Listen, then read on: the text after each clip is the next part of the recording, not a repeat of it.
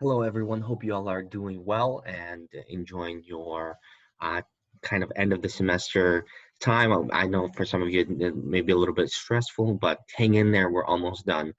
In fact, this is the last chapter that we will be lecturing on, which is the methods of persuasion, where we talk about ethos, logos, and pathos. So, ethos, logos, and pathos. So, this is the last kind of top of the pyramid where we talk about the most influential things that impact the way that you present your information and the way that you're able to be persuasive. And so keep this in mind for your persuasive speeches. So you have three ideas, and these ideas are actually a couple of thousand years old.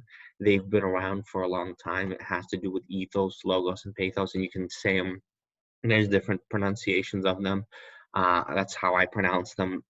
So ethos has to do with the credibility as a speaker. So do you have credibility? Does the audience trust you? Do they believe that you have the right qualifications for the job? Do they believe that you have the right qualifications for the task at hand? The logos is the sound reasoning or the logic behind your arguments, and then the pathos is the emotion that you bring forth. And we've had plenty of examples. Y'all remember Phil, who was very passionate about being a Republican in times that are good, and I've been a Republican in the times that were bad. And so he had a lot of passion and emotion when we watched Phil's presentation. If you watch the Tony Robbins presentation that I've given you, there's a lot of emotion and energy and passion that is there. And so when it comes down to presenting, you got to have all three. You got to have people's trust. You got to make sure you have arguments that make logical sense, and then that you're using emotion properly as well to engage the people that are around you.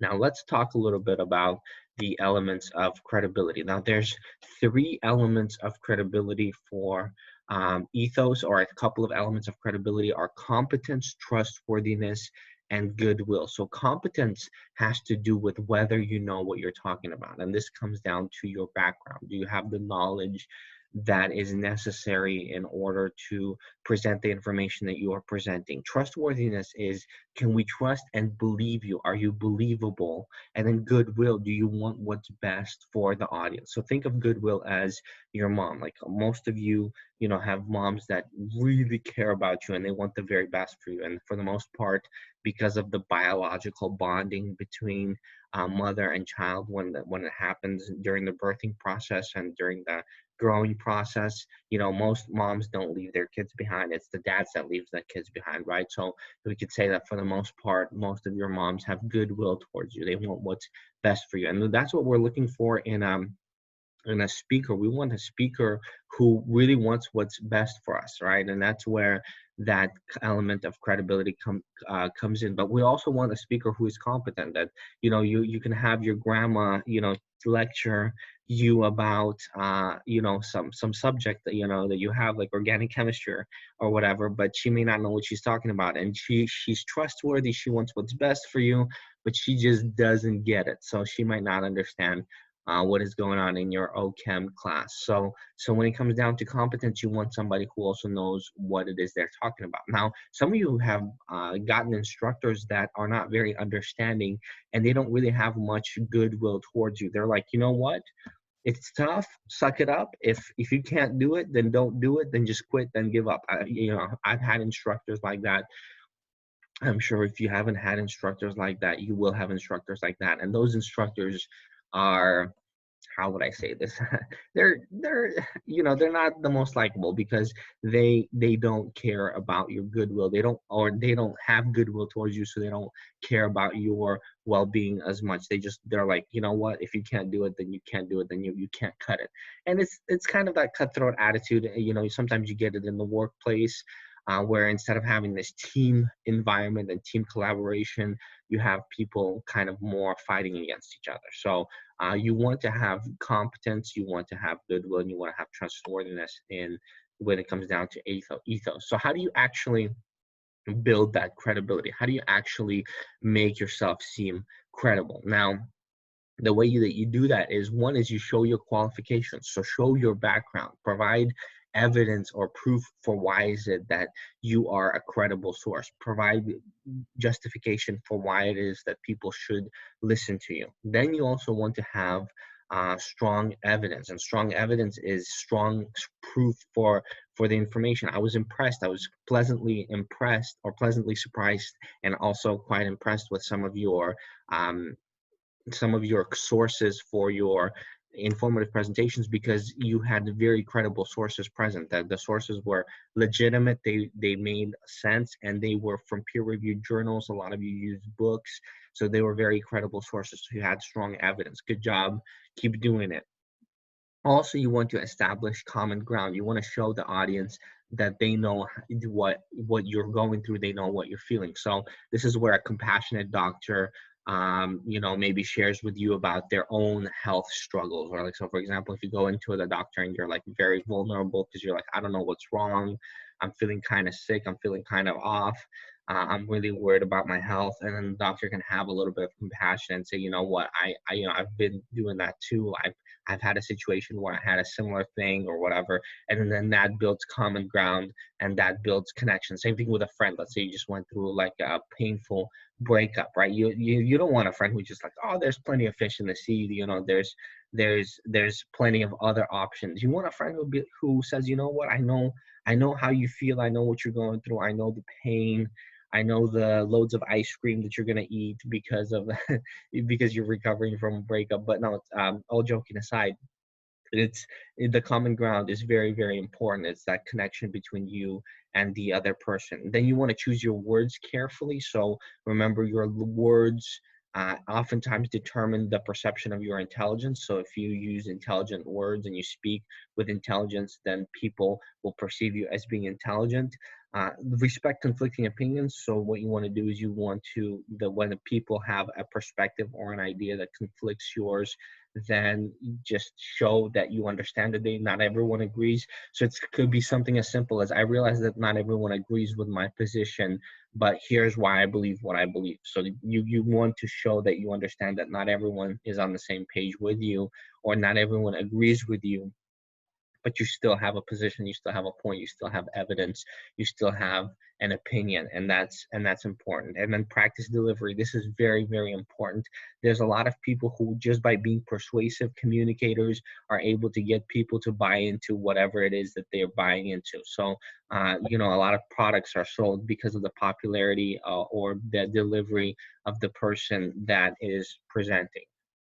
So, for example, someone like Einstein has a lot of qualifications and a lot of credibility, and has a lot of strong evidence for his theories. And so therefore you are more likely to believe someone like Einstein, because he's world renowned for his theories and for the research that he's done.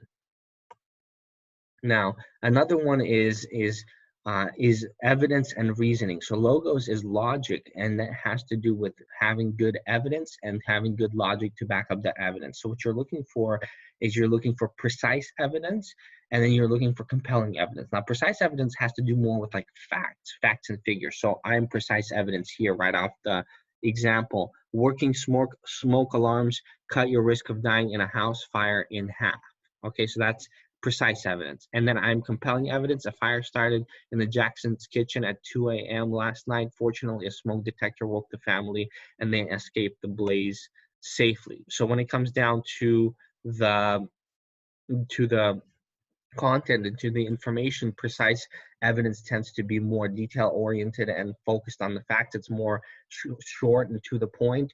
And then compelling evidence has to do with more like a narrative, where it explains it, but kind of paints a picture for you, and gives you some sort of a narrative structure to kind of go along with it. So it compels you, it gives you details, it gives you vivid language to make you imagine as if you are right there with them.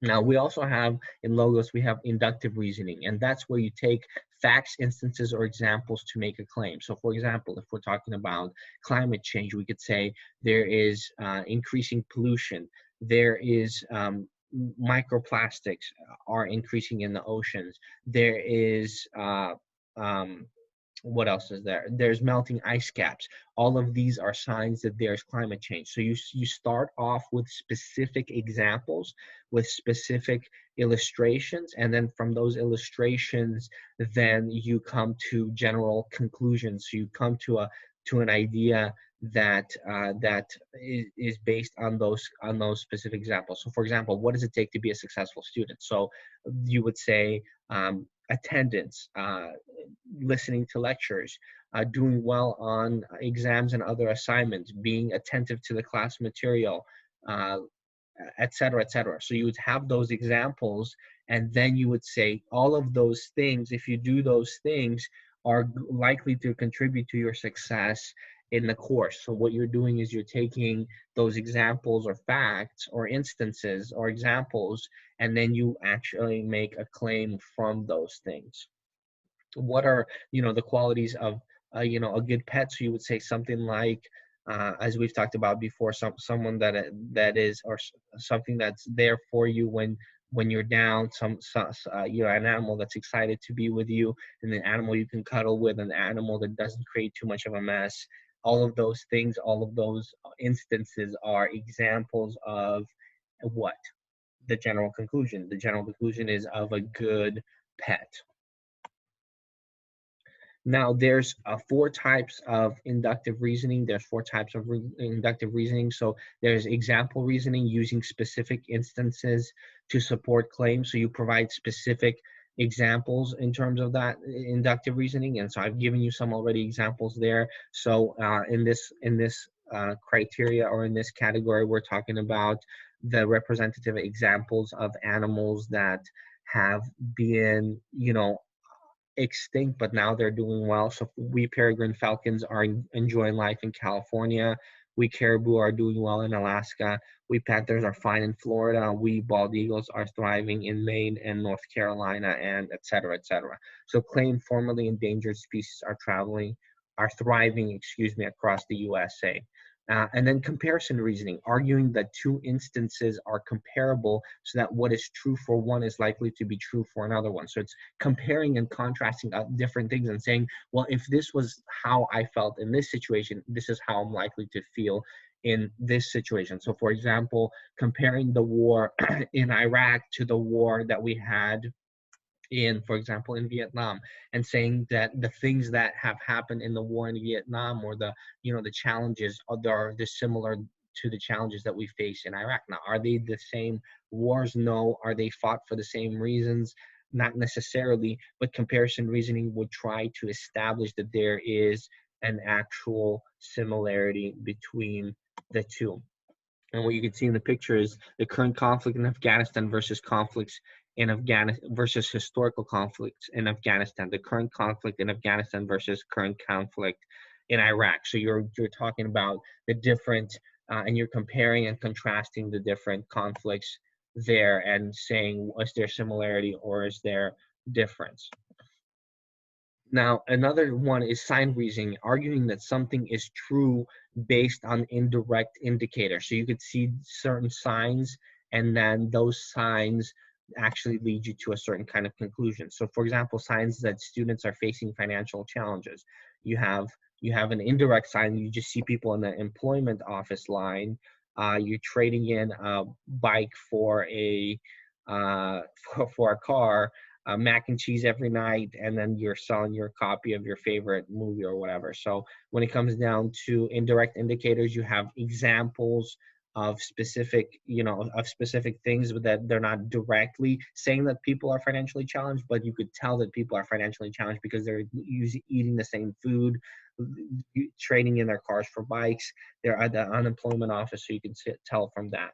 And then causal reasoning, arguing that one event caused another one. So it's assuming that one thing leads to another one. Now, this is a lot of this is going around with the COVID-19. Like, a lot of people are trying to figure out what was the original case. What was the where did this come from? Where did the COVID-19 come from? Where did it originate? How did it originate? How did it spread? What does it cause? And so there's a lot of causal reasoning that goes around, that's trying to establish what happened and how did we get to where we are today. And so, for example, trying to support causal reasoning in this example. Um, I like the one demonstrate a correlation. So for example, kids may empathize with violent video game characters and then evaluate those characters in real life. And then children who play violent video games are statistically more likely to commit violent acts. So it's trying to establish the argument that violent video games can influence children's behavior, and then you would demonstrate the correlation. Before playing violent video games, statistics show a correlation between the number of hours kids spend playing violent video games and the number of violent incidents they get involved in. So they're trying to make the argument that video games cause violence, or violent video games would cause and lead to violence. That's 4 types of inductive reasoning. Now what we're going to do is we're going to look at some logical fallacies, some ideas that become flawed in their structure because they are from the get-go not logically consistent or not logically congruent. So for example, in logos, you want to avoid logical fallacies such as the hasty generalization. So the speaker bases conclusion on limited or unrepresentative examples. We've talked about this fallacy actually before. We've talked about some of these fallacies before also, and it's when you take one example or a couple of examples and you apply it to the whole group. So for example, you had an experience with, like let's say you like don't like Jack in the Box. I personally am not a big fan of Jack in the Box because I've eaten at Jack in the Box twice, and both times I didn't really like the experience. I didn't like the food. It didn't taste good to me. So that's 2 times total out of all the Jack in the Boxes and all the people. And if I was to say Jack in the Box is not a good place to eat, I'm jumping to a hasty generalization because I'm taking 2 small experiences from one life, from one example, and I'm coming to this overarching large statement that Jack in the Box is not a good place to eat. And we do that all the time. You want to be very careful with that. That's where actually stereotypes come through. So whenever we have a stereotype, it's looking at a small sample and applying it to multiple people. Now we also have the post hoc fallacy. One event followed another. The first event caused the second. So for example, one event, you're saying that, I went, with face paint to the game, and I, was screaming and yelling and had the, my face paint on at the football game. And we won. So therefore, face paint equals success. So now I'm showing up with the face paint to the test, right? And so that's this idea that post hoc fallacy, assuming one thing leads to another one, and then reverse causality is the effect is the cause. So it's mixing up the cause and the effect. Now, another one is the ad populum fallacy, the bandwagon one. We've learned this one already also. It's assuming a statement is true just because many people believe that it is. So, 99% of kids believe in the tooth fairy, so therefore the tooth fairy is real. That's not necessarily accurate. In fact, it's not accurate. I have no doubt about the fact that the tooth fairy is not real. But when it comes down to it, it's because a lot of people believe in it. It starts to impact society. So that can become a problem because sometimes truth ends up getting hidden because certain theories take off. So this is where conspiracy theories come in, where people take what the public sees, and then they go in and they try to go up against what the general public sees, and they try to create an alternative theory because they're trying to fight against the bandwagon belief. So we could see that with the assassination of JFK, flat earth, et cetera, et cetera. And some of them have more evidence than others going for them. And then the straw person fallacy is replacing opponent's real claim with a weaker claim you can more easily rebut. So for example, the straw person fallacy, think of it as something where you replace the good arguments that the other person has with the bad argument. So for example, saying something like, Valentine, Valentine hates his students, right? And so then if you say something like that, if I could say, I challenge my students to be successful, or you could say, well, he doesn't care about student success. So if you say that, that's a much easier point to rebut or to argue against because it is a straw person fallacy. It's absolutely not true. In fact, I genuinely want all my students to succeed in it, and I actually feel bad. Like I genuinely feel bad about students who are not succeeding, who are not taking the advantage of the learning that they have the opportunity to do at the university. But that's a different story. So straw person fallacy is when you take an argument and you make it weaker, or you replace an argument with a weaker argument so you can more easily uh, destroy the other person's position. So saying something like, Trump, hates immigrants, right? Like saying something like that. Well, it's not that Trump hates immigrants. There's a lot of arguments to be made that he may have certain kinds of policies in immigration that are that limit other people's ability to get into the country. But does he hate immigrants? He probably doesn't hate immigrants. So that's straw person fallacy. Then we have the slippery slope fallacy, believing that one event or policy will tip us over an edge into a huge disaster. So the slippery slope is this idea that one thing leads to another one. One popular one is that if you smoke, then if you smoke a cigarette, you're gonna smoke weed, and then after smoking weed, you're gonna do this, and then all of a sudden you're gonna be doing heroin. You're gonna be just shooting up heroin, and your life is gonna be over. So it's this slippery slope that if you try this, you're going to end up in this totally terrible place. So, for example, if you vote for a Democrat, our taxes are going to be so high that you're not going to have any money left over for anything else. Or if you work for a Republican, we're not going to have any social services for people who are disabled or unemployed or whatever. All those services that help the people who are in need will be cut. So that's the slippery slope fallacy. And then false dilemma fallacy is arguing that only two solutions are possible and that only the speaker's solution is correct. This is a famous one. There's a famous statement by George W. Bush when he said, when we were going into war with Iraq, he said, "You're either with us or you're with the terrorists. There's no other way to put it." He said, "You're either with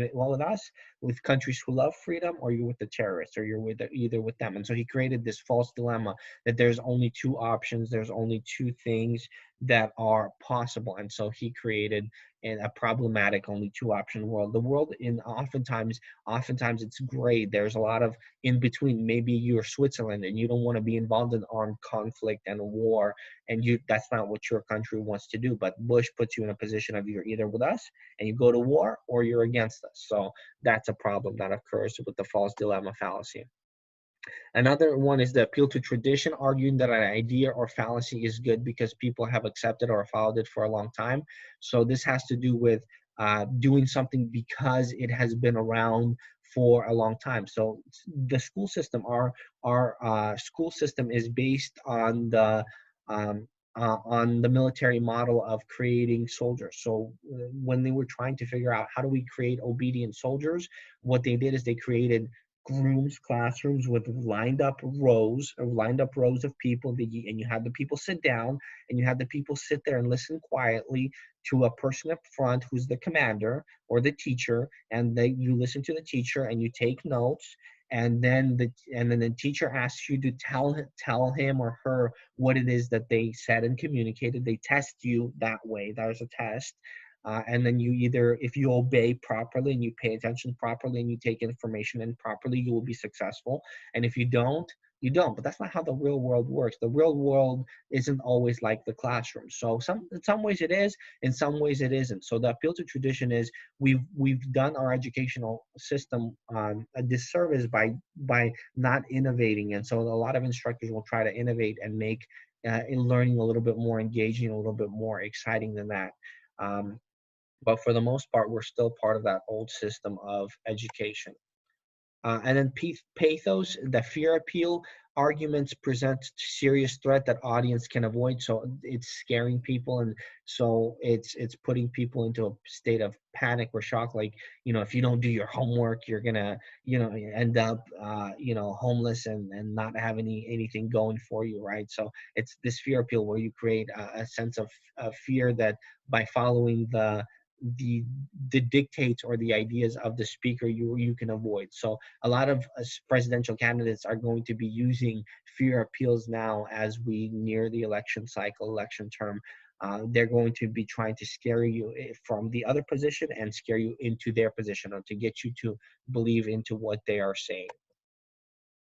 And then avoid loaded language fallacy, emotionally charged words to convey meaning unsupported by the facts. So you can use words to create certain kinds of ideas or emotions. So the healthy choice tax. So are you going to tax me for making healthy choices? So that's one.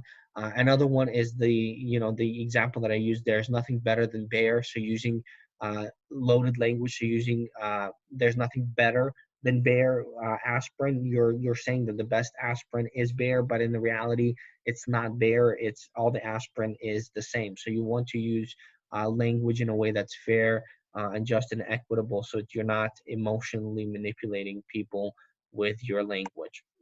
And so that kind of concludes the chapter. We talked a little bit about the ethos, logos, and pathos. How do you set those up?